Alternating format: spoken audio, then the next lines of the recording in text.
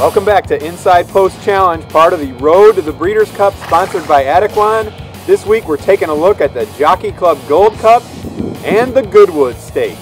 Hi everyone, I'm Tom Law. I'm joined by Ed DeRosa. Ed, we got two for the price of one this week. Inside Post Challenge, we got the Jockey Club Gold Cup from Belmont Park and the newly configured Goodwood Stakes from Oak Tree at Hollywood Park. We got one race at 1.25 miles on the dirt, one race at 1.8 miles on the synthetic.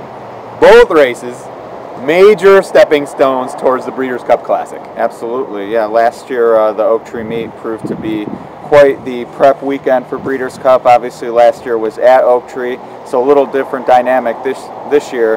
But really, if you're a racing fan, this week could make your head spin.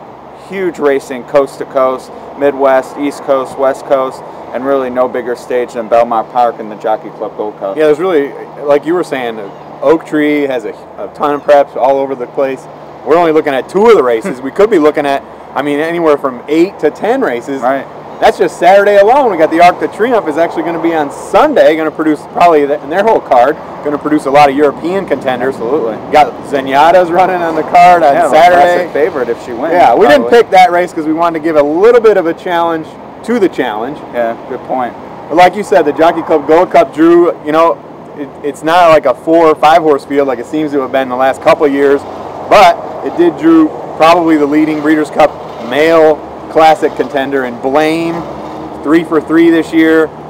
He's going to take his, you know, maybe going to have to run on a wet track at Belmont. I got tons of rain up there. Canceled on Thursday. On the East Coast, yeah, no racing, wiped out, completely wiped out on Thursday. Hopefully the weather will pass through and it'll be nice for the Jockey Club Gold Cup and their other races on that card. You know, the Gold Cup, to me, it all shapes up as Blame. You do have Rail Trip in there. It's going to make his first start on a natural dirt track.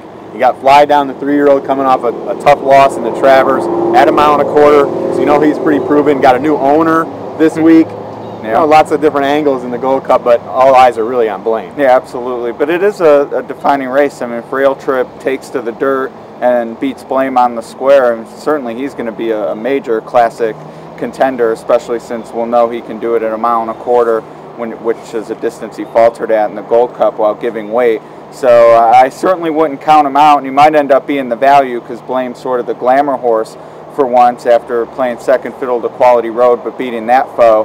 But you're right, all eyes will be on him, but if another horse wins, then they'll have a rightful spot in the classic contender list. Speaking of a rightful spot, some horses going to try to earn their way in the Goodwood Stakes, you know, including Awesome Gem. He's certainly no stranger to the Breeders' Cup. In my opinion, he comes off a bad race in the Pacific Classic, just really didn't fire that day at all. Comes back to Hollywood Park where he's 2 for 4 with a second place finish on his resume, including the Hollywood Gold Cup win. And he's got a couple different challengers in here. Twirling Candy, he's a lightly raced horse that was very, very impressive at Del Mar, and a few others. Yeah, Richard's Kid's in here, but you mentioned Twirling Candy, and Mike Smith, who rode Richard's Kid to win the Pacific Classic, chose to ride Twirling Candy since his regular rider is riding Blind Luck at the Cotillion. Another sort of element to all these races is jockeys get to pick up some mounts that they otherwise would have had no chance of getting. But Twirling Candy looking for that sort of Tis Now vibe, late emerging 3-year-old Goodwood to Breeders' Cup Classic, worked for Tis Now as a 4-year-old. He won the Super Derby as a 3-year-old. But this is definitely a 3-year-old to watch, and there's no hotter sire right now than Candy Ride. I think it's just asking maybe a little bit too much of him. I mean, it's not a stellar group he's going to really run against in the Goodwood, but I'll be willing to play against him. You know, take a look at the board, depending on his price. You know, I'll be willing to maybe take a stab against, but it's sort of a short field in here in the Goodwood, so you know, maybe you do have to settle on him if he does offer some value. I do think he actually will end up being overbet, though. And real quick, you mentioned Awesome Gem. I just want to talk about the Horse of the Year picture right now. To me, yeah, Blame and Zenyatta have clearly established themselves, but a lot of horsemen this year have pointed toward the Breeders' Cup Classic as the race this year.